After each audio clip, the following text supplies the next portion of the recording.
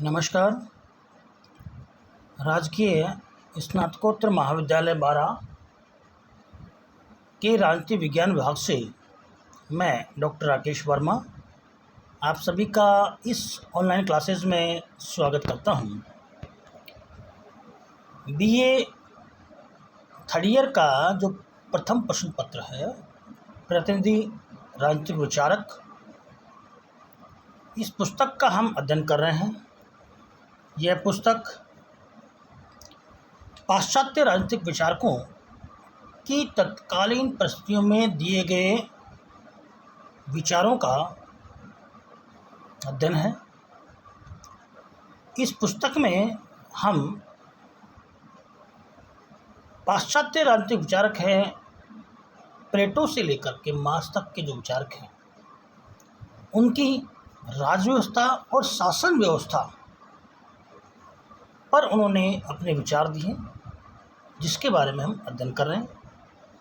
पिछली कक्षा में हमने प्लेटो के साम्यवाद में संपत्ति के साम्यवाद की बात की थी कि जो शासक वर्ग है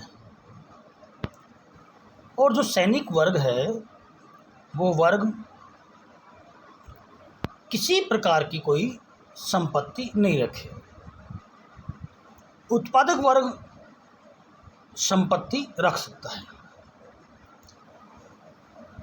प्लेटो का जो आदर्श राज्य है, उस राज्य में ऐसी व्यवस्था की जाए कि संपत्ति का मोह उसको नहीं रहे। इसलिए उसने संपत्ति का साम्यवाद दिया।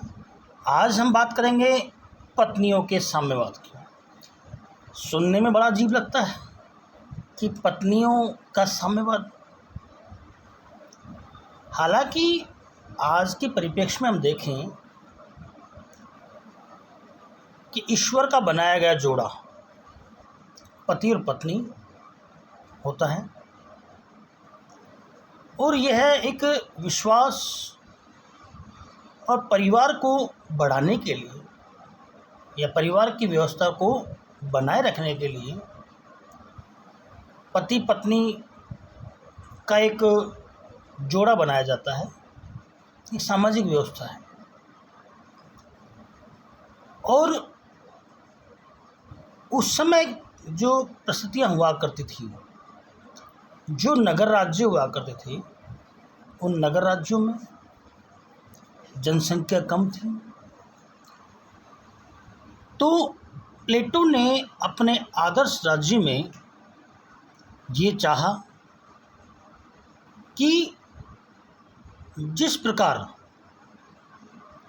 संपत्ति का साम्यवाद हो, संपत्ति सार्वजनिक हो, उसी प्रकार पत्नियां भी सार्वजनिक होनी चाहिए। यहाँ हम एक ऐसे बकरियों के बारे में सोच सकते हैं, जैसे हमारे पशु होते हैं, बकरियां हैं, गाय हैं, भैंसें हैं, जो हमारे पालतू पशु होते हैं, दुधारू पशु होते हैं। उनका एक झुंड हो और उस झुंड में कोई एक विशेष जोड़ा नहीं हो जिसको वैधानिक रूप से मान्यता प्राप्त नहीं हो। उस प्रकार का एक समूह बनाया जाता है। उस समूह में जिसको जो पसंद हो उसके साथ वो सो सकता है, अपनी इच्छा पूर्ति कर सकता है। इससे प्लेटो का मानना है कि परिवार व्यवस्था नहीं होगी। प्लेटो का मानना है कि जो शासक वर्ग है, दार्शनिक वर्ग है, जो सैनिक वर्ग है, जो सुरक्षा देता है, वो वर्ग परिवार के प्रपंच में ना पड़े। मानवीय आवश्यकता होती है।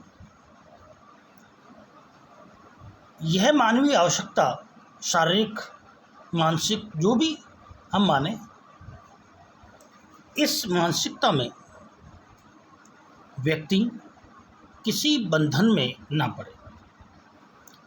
पिछली कक्षा में मैंने आपको बताया था कि हमारे पूर्वज ये कहा करते थे कि किसी भी लड़ाई का कारण होता है जर, जोरू और ज़मीन। जर मतलब जो संपत्ति, जोरू मतलब पत्नी, जमीन मतलब भूमि। उसको व्यक्ति अपनी निजी मानता है और इस बारे में या इस तथ्य पर उनके बीच में लड़ाइयाँ उत्पन्न होती हैं। प्लेटो का मानना है कि संपत्ति जो है उसकी तरह ही पत्नी को संपत्ति माना जाए। पत्नी भी एक संपत्ति हो। जिस प्रकार हमारे पास गाड़ी, बंगला, मकान हो, उसी प्रकार वो मानता है कि पत्नी भी उसमें एक शामिल है। हालांकि उस समय उनका विचार पत्नियों के साम्यवाद में देने का कारण ये रहा होगा कि उससे उस शासक वर्ग में और जो सैनिक वर्ग है उसमें पत्नियों के लिए प्रेम ना हो। वो केवल प्रेम रखे तो राज्य से रखे। शरीर की आवश्यकता है तो उसका उपयोग वो सार्वजनिक रूप से कर सकता है। इससे जो उत्पन्न होने वाले बच्चे हैं वो हष्टपुष्ट होंगे, बुद्धिमान होंगे, परंतु किसके होंगे यह निर्धारित नहीं। सार्वजनिक रूप से सैनिक वर्ग और दार्शनिक वर्ग के लिए कुछ महिलाएं होंगी जो उनको यौन संतृप्ति प्राप्त करेंगी, और जो बच्चे उत्पन्न होंगे वो राज्य के होंगे, और वो राज्य के जो बच्चे होंगे वो बहुत ही बुद्धिमान और बलशाली होंगे। तो सार्वजनिक होंगे।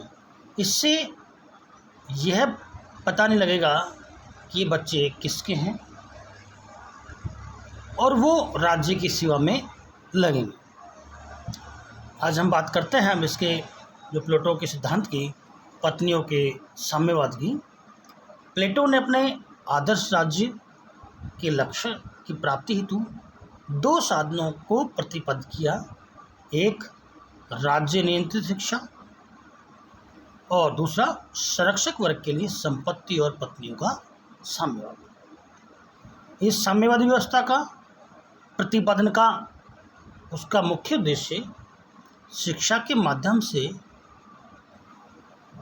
शासन कला में पूर्णतः प्रशिक्षित होने के बाद भी संरक्षक वर्ग के सदस्य कंचन और कामनी के प्रति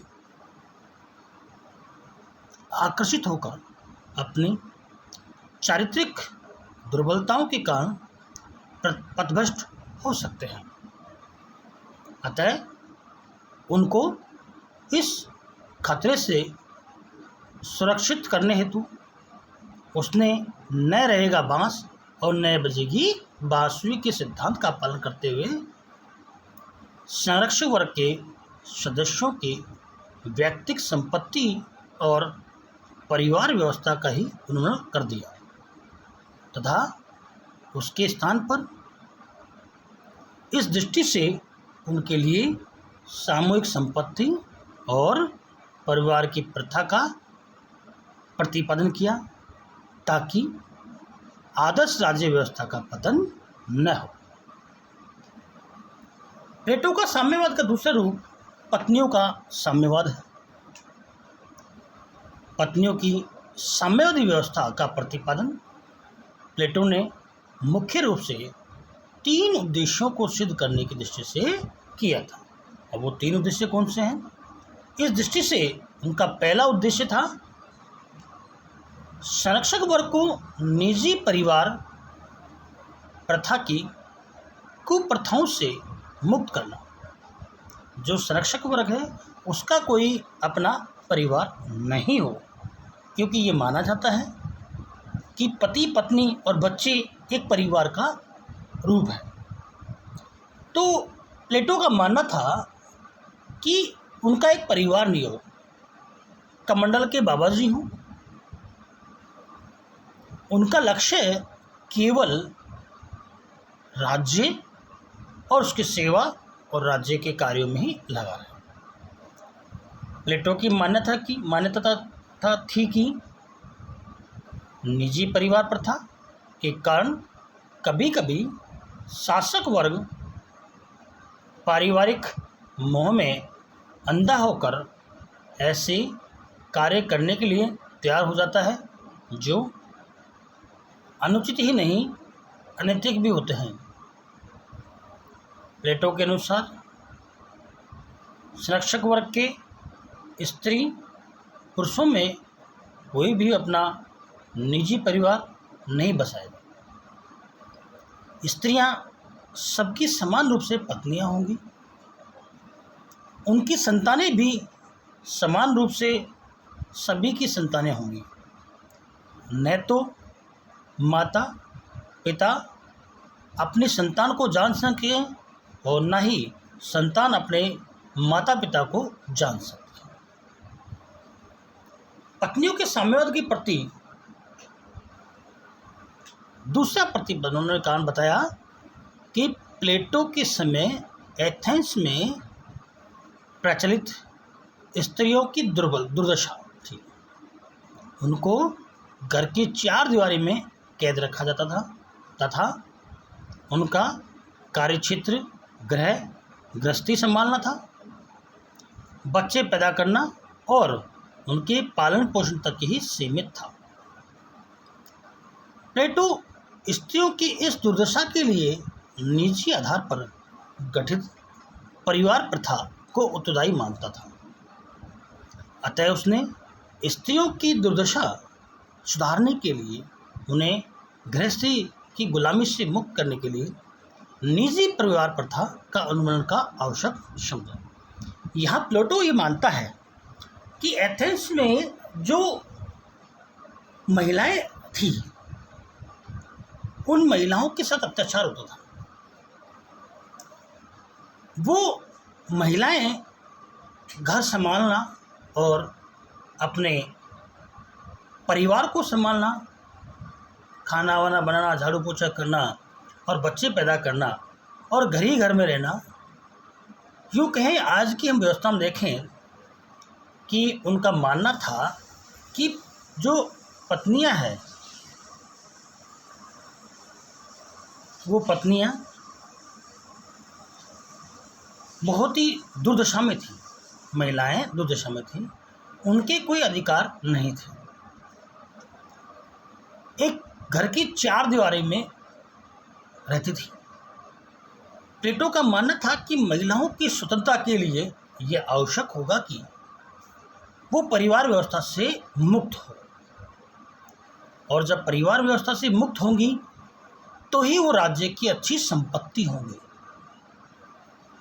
क्योंकि महिलाएं घर में रह करके घर का काम करके और बच्चे पैदा करने की मशीन तक ही सीमित थी। इस दुर्दशा को समाप्त करने के लिए प्लेटो ने पत्नियों के साम्यवाद की बात कही कि पत्नियां एक की नहीं हो, वो सार्वजनिक हो। जो दार्शनिक वर्ग है, सैनिक वर्ग है, ये लोग किसी भी महिला के साथ कुछ समय रह सकते हैं जो उनको अच्छी लगे, और उससे जो संबंध बनाया जाए उस संबंध से जो बच्चे पैदा हों वो बच्चे राज्य की संपत्ति हों। इससे उनमें परिवार व्यवस्था का उन्मूलन होगा और साथ ही महिलाओं का जो उत्पीड़न होता था परिवार में कि केवल महिलाएं 4 दीवारी तक ही सीमित थी, वो व्यवस्था समाप्त हो जाएगी। प्लेटो के इस संपत्ति के साम्यवाद और पत्नी के साम्यवाद की घोर आलोचना उनके ही शिष्य अरस्तु ने की। अरस्तु प्लेटो के बहुत ही प्यारे शिष्य थे, परंतु प्लेटो की विचारधारा और अरस्तु की विचारधारा, इन दोनों में मतभेद था। हालांकि गुरु शिष्य का मनभेद नहीं था, मन से वो प्लेटो को अपना गुरु मानते थे, परंतु अरस्तु का मानना था कि जो साम्यवादी व्यवस्था है, सार्वजनिक रूप से पत्नी को सार्वजनिक करना कहीं नैतिक नहीं है।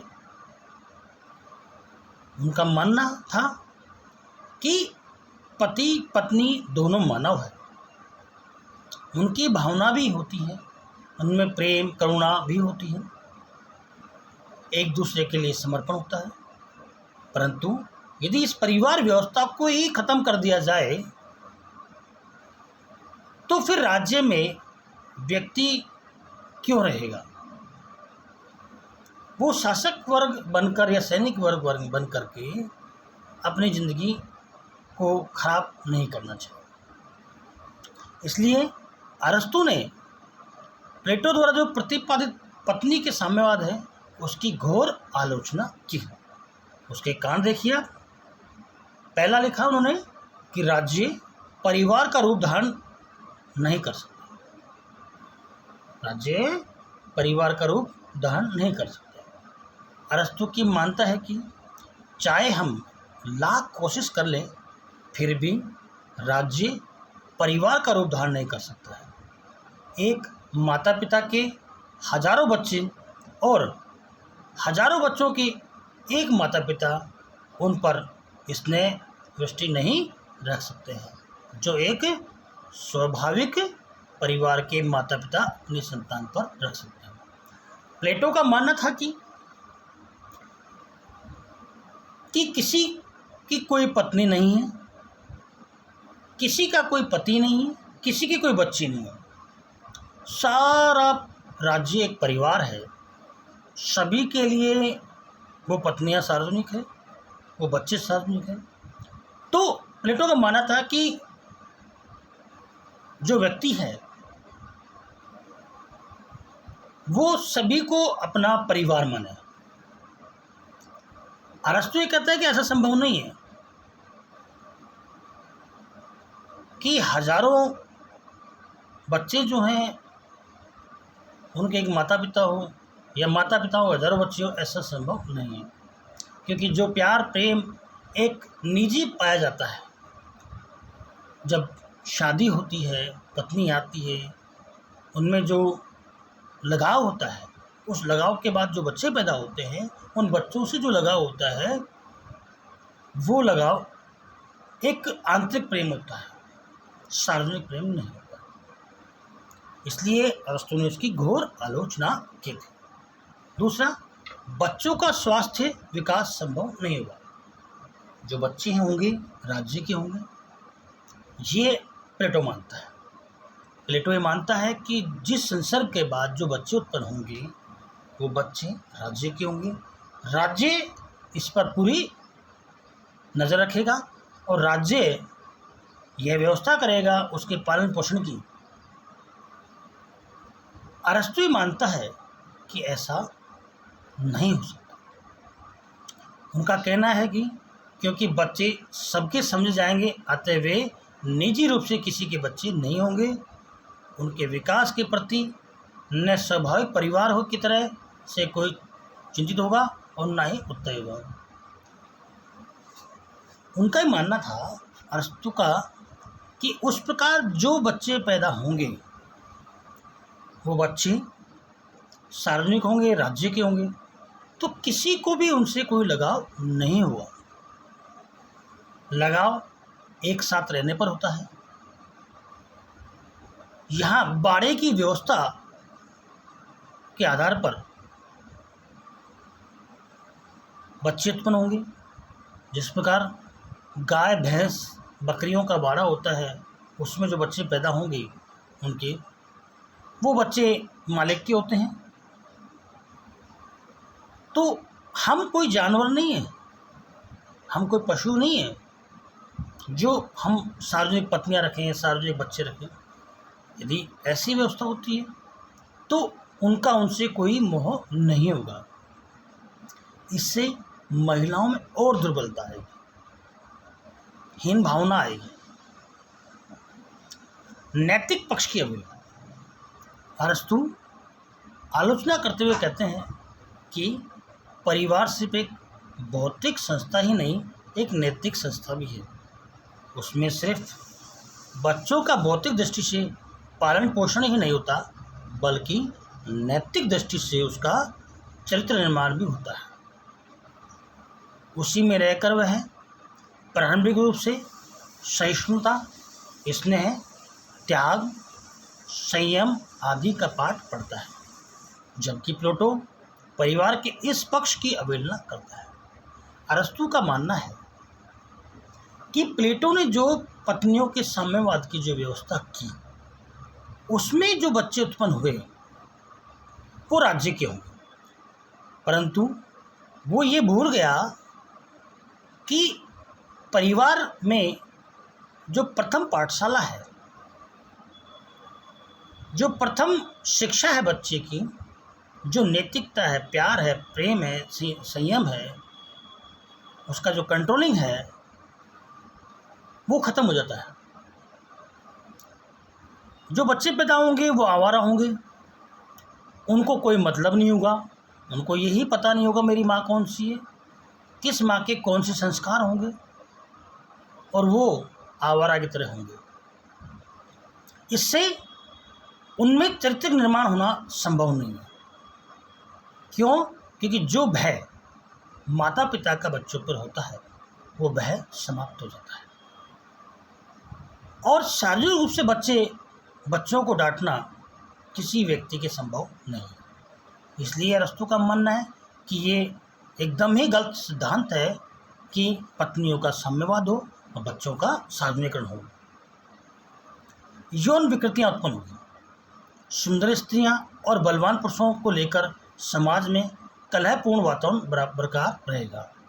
यही नहीं, यौन संबंधों की दृष्टि से भी ऐसे लोगों के मध्य यौन संबंध स्थापित हो जाएंगे जिनके मध्य यौन संबंध वर्जित है, क्योंकि व्यवहारिक दृष्टि से यह पता लगाना बड़ा कठिन होगा कि कौन किसका पिता और कौन किसकी माता है। यहाँ अरस्तु ये कहता है कि जो हम सामाजिक व्यवस्था में देखते हैं, जो एज डिफरेंस जो हम देखते हैं, आयु का जो डिफरेंस हम देखते हैं, वो नहीं हो, क्योंकि सुंदर स्त्रियां होंगी, उनके प्रति आकर्षण हर व्यक्ति का होगा। छोटी छोटी बच्चियां हैं, जब वो जवान होने लगेगी तो जो दार्शनिक वर्ग के लोग हैं, सैनिक वर्ग के लोग हैं, वो बलपूर्वक उनसे यौन संबंध स्थापित कर सकते हैं। उससे उनमें जो विकृतियां पैदा होंगी, जिसको आज हम बलात्कार की श्रेणी में रखते हैं, वो होगी, और उनमें एक बहका वातावरण रहेगा। जिस प्रकार महिलाएं घर में रह कर के अपने आप को सुरक्षित महसूस करती है, उस बारे में अपने आप को असुरक्षित महसूस करेंगे। ये तो और ही हाहाकार की स्थिति पैदा हो जाएगी कि किसके साथ यौन संबंध स्थापित होगा, इसके बारे में पता नहीं। बलपूर्वक जो है सैनिक वर्ग के लोग हैं, उन पर बलात्कार जैसे कार्य करेंगे, जो कि नैतिक और व्यवहारिक दृष्टि से गलत है। और उससे जो भय से जो उत्पन्न बच्चे पैदा होंगे, वो राज्य में अपने आप को असुरक्षित महसूस करेंगे। इस प्रकार हमने आज देखा, पत्नियों के साम्यवाद की बात की, कि भले ही कल्पना लोक में यह सिद्धांत अच्छा लगे कि ऐसा हो, परिवार नहीं हो, परंतु व्यवहारिक दृष्टि से, सामाजिक दृष्टि से यह संभव नहीं है। पशु जो हम पालते हैं, जिसमें गाय, भैंस, बकरी, इनको बाड़े में रख कर के